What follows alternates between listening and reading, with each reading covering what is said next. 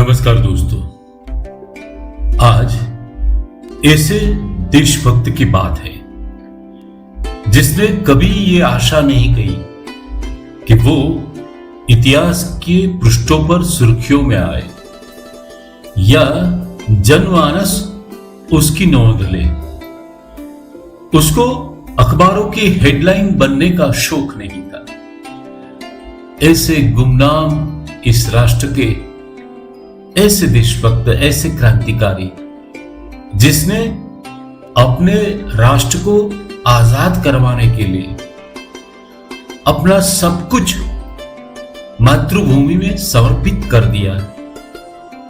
ऐसा एक नायक, ऐसा एक क्रांतिकारी जो मूलतः शिक्षक थी और शिक्षक में से उसने अपने देश को बचाने के लिए क्रांति का मार्ग पसंद किया।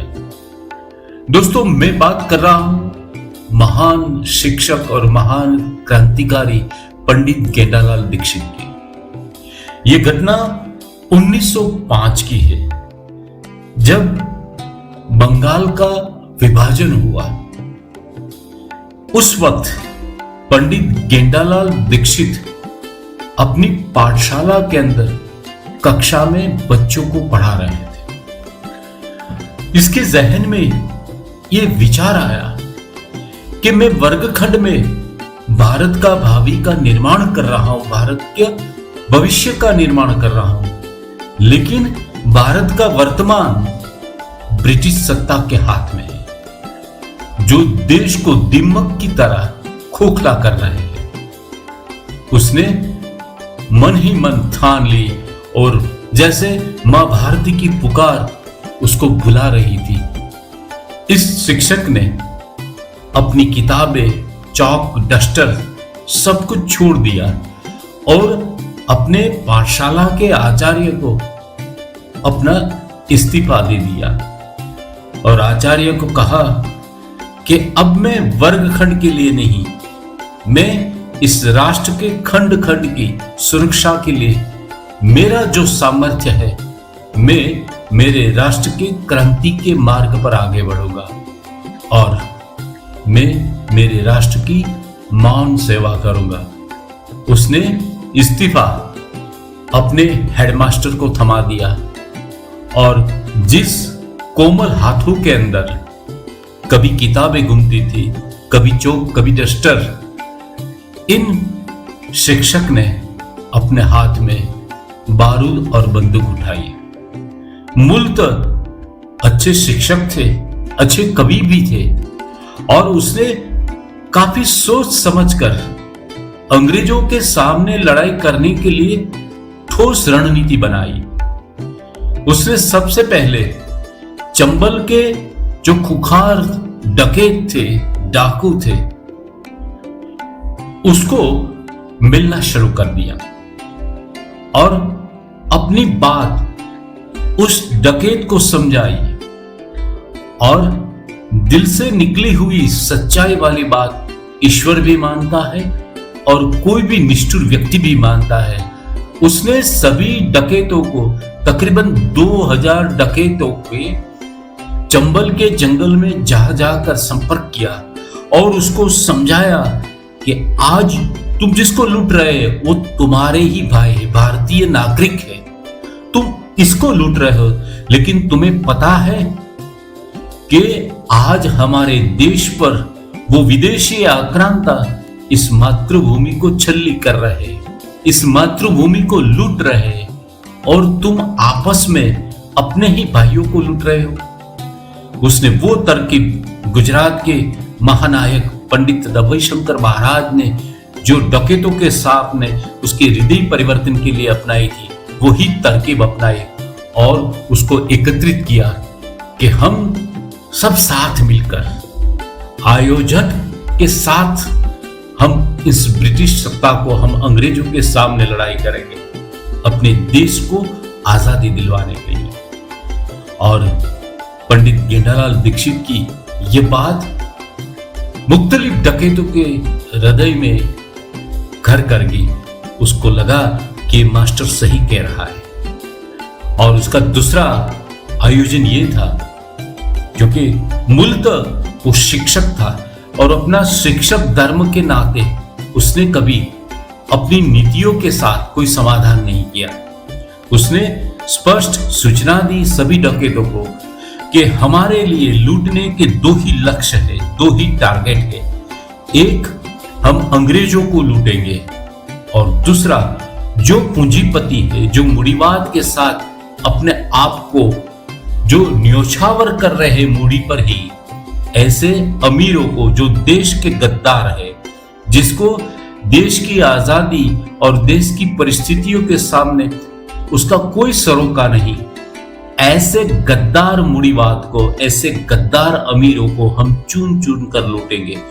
और अंग्रेजों के पास से लूटा हुआ धन, उसके बारूद, उसके दारूगोले और इस अमीरों के पैसे, इन सब एकत्रित करके हम अपनी फौज बनाएंगे और इस फौज के अंदर हम हथियार लेंगे और मातृभूमि की रक्षा के लिए हम उस अंग्रेजों के सामने डटकर मुकाबला करेंगे।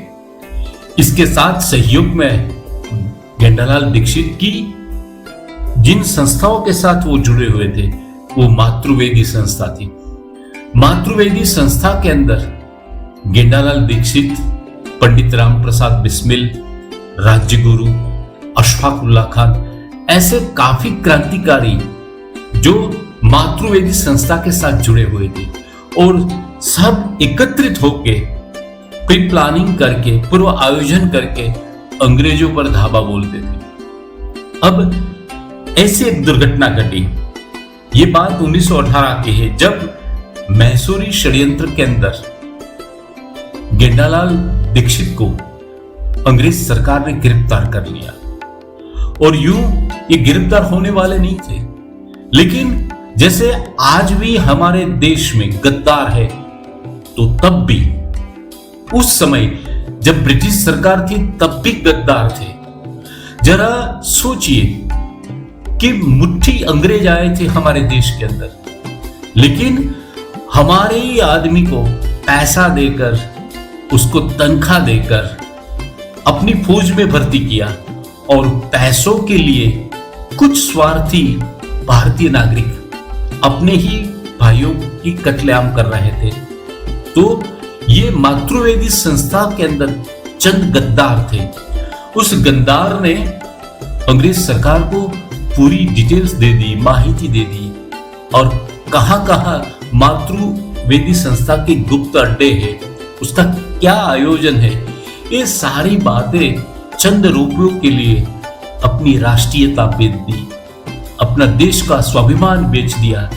ऐसे गद्दारों ने पंडित गेंडालाल दीक्षित की योजना अंग्रेजों को बता दी और गेंडालाल दीक्षित गिरफ्तार हो गए और उसको ग्वालियर के किले की कड़ी जेल में रखा गया और कड़ी निगरानी के अंदर, क्योंकि ये ऐसे क्रांतिकारी थे, जैसा दुश्मन उसके साथ ऐसी भाषा में बात करते।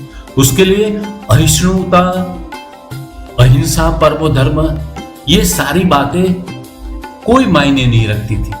वो भली भांति जानते थे कि जिसके हृदय में तुम्हारे प्रति प्रेम नहीं है, ऐसे व्यक्ति के साथ सहिष्णुता के पाठ करना ये बड़ी मूर्खामी है और नपुंसकता भी है।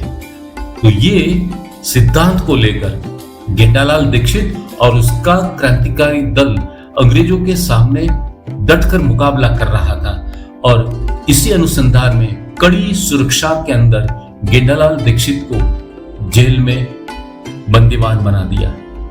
लेकिन ये तो शिक्षक था, उसके दिमाग में काफी सृजन नए नए आते थे। और जैसे हमारे महान पंडित और स्वप्नदृष्टा विष्णुगुप्त चाणक्य कहते हैं कि शिक्षक के गोद में प्रलय और निर्माण दोनों रहता है। शिक्षक चाहे तो वो सर्जन भी कर सकता है और प्रलय भी ला सकता है। तो ऐसा कुछ पंडित गेंडालाल दीक्षित ने ग्वालियर जेल के अंदर किया।